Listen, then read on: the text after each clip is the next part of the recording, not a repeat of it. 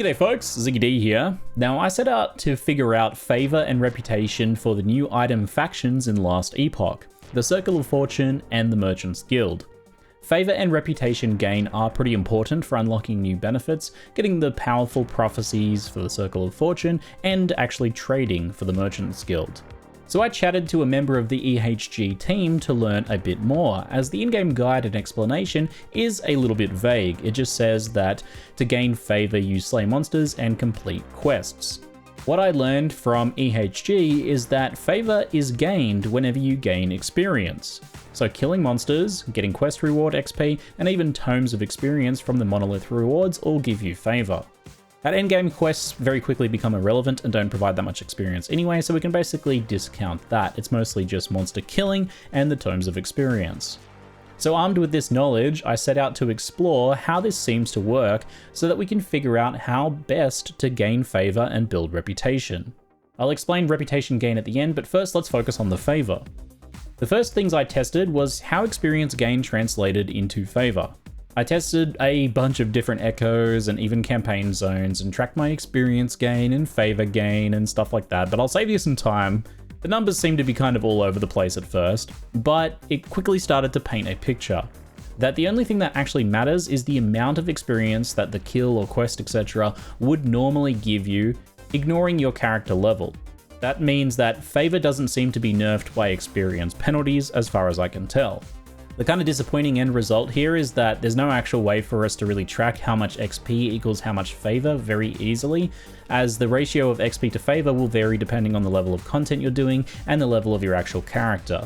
My numbers would change when I would level up, for example. Suffice just to say, and all we really care about in the end, is that the more XP something gives, the better.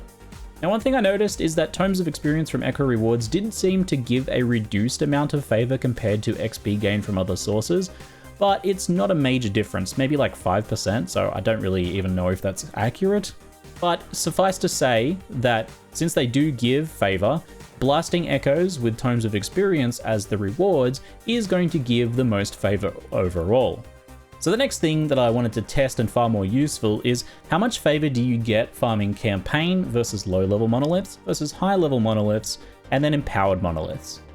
Basically, to try and figure out where's the best place to farm if you want to get a lot of favor quickly.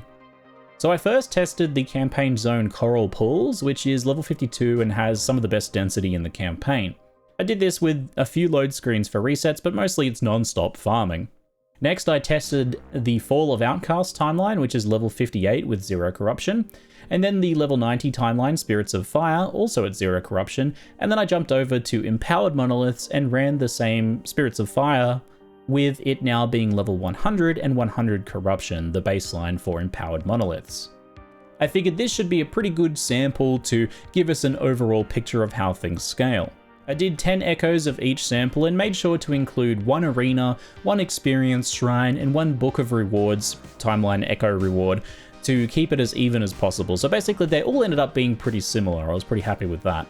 The way I did it was I rushed the echo objectives, killing most of the enemies along the way, which is the way that I normally do echoes, as I wanted to keep things as realistic as possible and as similar as possible across all of the samples. Now, higher level monsters give more experience, and higher corruption gives a scaling experience bonus, as does different modifiers on the echoes themselves. The things like monsters avoid crits and stuff like that give some small bonuses. This is a known quantity, and since we know the connection between experience and favor now, we can expect that favor goes up as we move up the content, and that is indeed the case. However, the other thing to consider is how fast are you clearing each level of content. If you start to slow down significantly, then there will be a point somewhere where the higher end content starts to give you less favor per hour than some of the lower end content. And this is indeed what I found. There was a pretty steady increase in favor as you move up the levels, actually weirdly linear, which was a little strange given the level jump between different timelines. The level 90 monolith, jumping to the level 100 same version of it with 100 corruption in Empowered, so the normal versus the Empowered version, was about a 20% increase in favor gained per echo. But as you can see, Empowered Monolith monsters are a fair bit tougher, and my time slowed down by more than that 20% boost in favor made up for. Right now, the level 90 monolith gives me the most favor per hour at a bit over 11,000 per hour. That's because in this content, I can kill things almost instantly, whereas in the empowered monoliths, it takes me a little bit of time to kill some of the rare monsters and packs. Obviously, as my character gets stronger, the corruption level and the content I can do fast enough to increase the favor per hour and benefit from that increased scaling favor gain in higher level content will change, right? So as I improve, the optimal content for me to farm will shift upwards, and this is going to be different for every character depending on their power level at the time. For example, if I could do the empowered echoes at the same speed that I do the level 90 ones, I would then be getting 13,260 favor per hour instead. At that point, maybe instead, Corruption 200 would be the spot where I start dropping off until I improved further and so on. This all paints a pretty clear picture and is about what you would expect, but there are a few surprises here in my opinion. Firstly, level 58 monoliths are around the same time spent per echo as level 90 ones. It's a pretty big level difference, but this game's kind of linear in that regard, and when you're insta-killing either way, then the time is mostly down to load screens and moving between echoes and waiting for quest objectives and things like that. That kind of sets your minimum baseline time that's hard to go below. So you can only really ever go so fast in this game, right? If you're doing lower level content, a better strategy might actually be to full clear good density echoes whenever they come up, rather than moving on to the next echo as quickly as possible.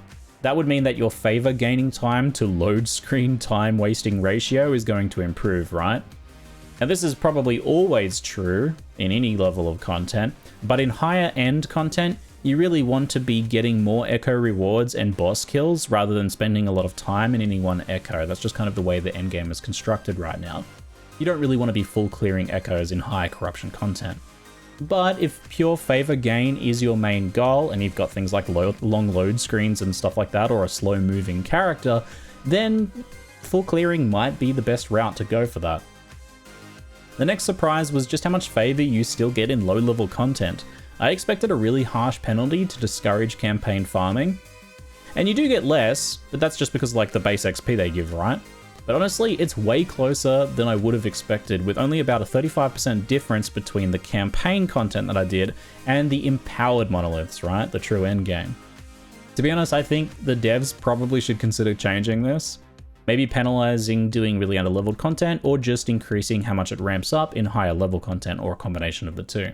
I would hate to see people start to farm the campaign, for example. I just think it's not good for the game. You really want to encourage characters as much as possible to farm the hardest content that character can handle, I think. Now, a couple extra tips that I learned. The exiled mages seem to give a lot of favor, so if you can kill them fast, it's worth it. They really buffed the amount of favor that you earn in lower level content, because I think you kind of do more echoes more quickly and you see more mages and you still kill them very quickly. Whereas in high level content, they take a bit longer to kill and you're not doing as many echoes, so it slows you, like you're not seeing as many of them. So that kind of maybe like evens the XP gap between lower level content and higher level content. Similarly, doing more echoes faster could mean more tomes of experience rewards from echoes as well. So that also narrows the gap between like lower level content and higher level content, and might explain some of the kind of limited difference. Another thing I noticed was that rare monsters give more experience and more favor, sure, but comparing lower density echoes with lots of rare monsters to high density echoes with lots of things like bugs and spiders and just really high density, the high density echoes were always a lot better. Density is king. And as you probably guessed, arena echoes suck, unfortunately. They take longer and they give very little favor. EHG should really consider buffing arena echoes to make them a lot more interesting and rewarding. Now, all this said, I highly encourage you to farm the higher end content that you can handle, even if it means taking a bit of a favor gain per hour penalty. The loot that I got in the empowered monoliths compared to the normal ones was just so much better, it's not even close. I got barely like a fraction of an inventory load of interesting things from all of the lower monoliths combined, and campaign obviously was nothing. But the empowered was a full inventory of tier 7s and good tier 6 items and uniques with legendary potential and so on. Really, don't optimize the fun out of your gameplay here. That said, this information is useful when deciding at what point you might be pushing corruption too high if you're really chasing favor for trades or certain prophecies, for example, so it's another tool in your toolbox for strategizing. Now, the last thing I want to explain is reputation gain. This is from the EHG team as well as my own testing. For every point of favor you gain, you get 2 reputation. and then for every point of favor you spend, you get another 2 reputation. So for favor gained and spent, you get 4 times that amount of reputation. What this really means is that spend your favor as soon as you can to boost that reputation and unlock those higher tier benefits. Speaking as a Circle of Fortune player here, the bonuses are absurdly good and you want to get them as soon as possible, so spend that favor, don't bank tons of it all at once. The Merchant's Guild rep gain is supposed to work the same way, but I haven't been able to test them out as I'm playing offline, and I have heard that there may be some inconsistencies in rep gain from favor spent buying and selling items, like some items are doing less and some items are doing more, so I'm not exactly sure what's going on there, or if it's just a bug, or I don't know exactly what's going on there. But your goal in the end is still the same: earn lots of favor and spend it to rank up. I'll link to a video in the description on the Merchant's Guild that Dread put up if you want to learn a bit more about that side of things, and I might go deeper on the Circle of Fortune in a future video if you're interested. I hope this has been enlightening. Happy farming, folks. I'm ZiggyD, and thanks for watching.